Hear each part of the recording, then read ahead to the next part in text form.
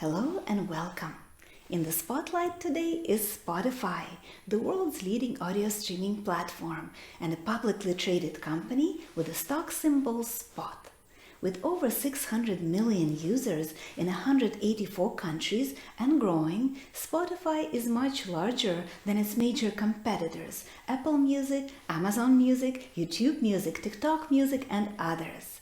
However, if we look at Spotify's income statement, the company is not profitable. In fact, ever since it was launched in 2008, it kept on losing money and has never had a profitable year. Plus, based on their annual report, they have a huge accumulated debt of $1.5 billion. Expect to be more indebted in the future and see their debt as a competitive disadvantage compared to rivals who are in a better financial position, like Apple, YouTube, Amazon, and others. So I took a deeper look into Spotify's annual report and uncovered 3 reasons why Spotify keeps losing money. The third reason being the most devastating, and I'll be sharing these reasons with you. Reason number 1 why Spotify is losing money is not enough advertising revenue from free users. Spotify makes money in 2 ways: from premium users paying monthly subscription and from free Spotify users listening to ads.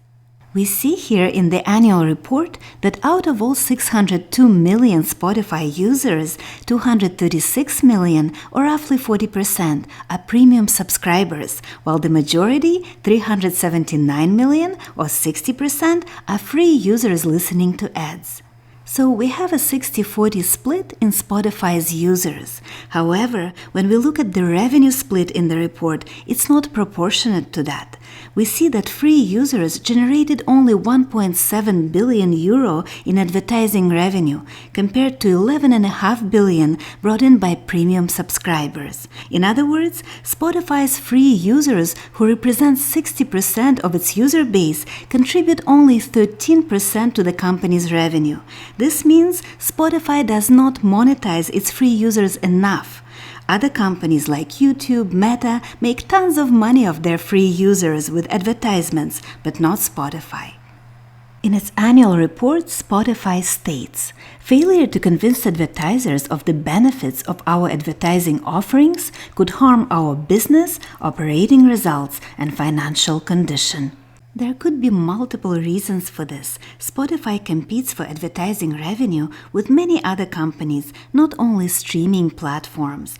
Advertisers can choose to spend their budgets on Meta, former Facebook, TikTok, X, former Twitter, and many other sites with large user audiences. So to convince advertisers to channel their spending to Spotify, the company needs to deliver good return on their campaigns by investing in sophisticated targeting, analytics, and tracking tools, doing a good job collecting data about user demographics, and increasing user listening time on Spotify so they could serve them more ads.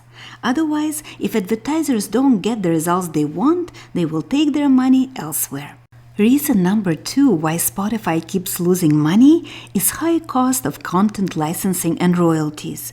We see here on the income statement that last year Spotify generated 13.2 billion euro in sales.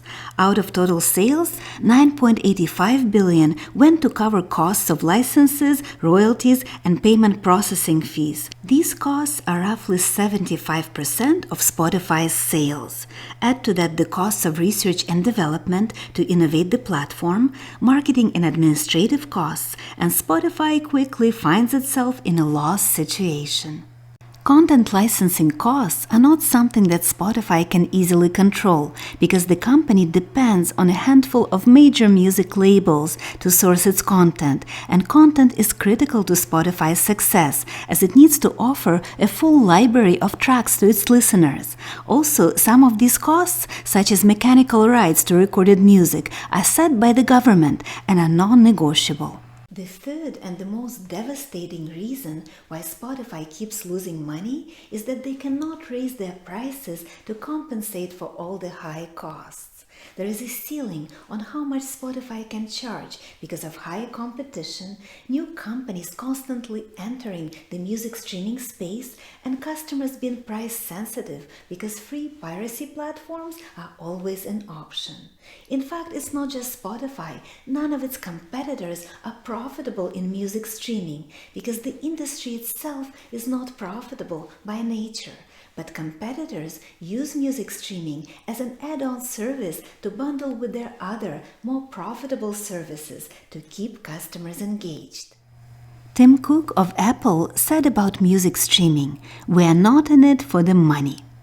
He can afford to say that because Apple makes most of its profits by selling iPhones, making money from its App Store, and many other profitable products and services. So music streaming is just a small division of Apple, and losing money in it won't make much impact on the company's financial performance. Unfortunately for Spotify, audio streaming is their only source of revenue, and this industry is simply not profitable by its nature due to high costs of royalties, licenses, and technology eroding profits, while prices cannot be raised to compensate for it. So what does the future hold for Spotify? As they admit in their annual report, we have incurred significant operating losses in the past, and we may not be able to generate profit or a positive cash flow on a sustained basis.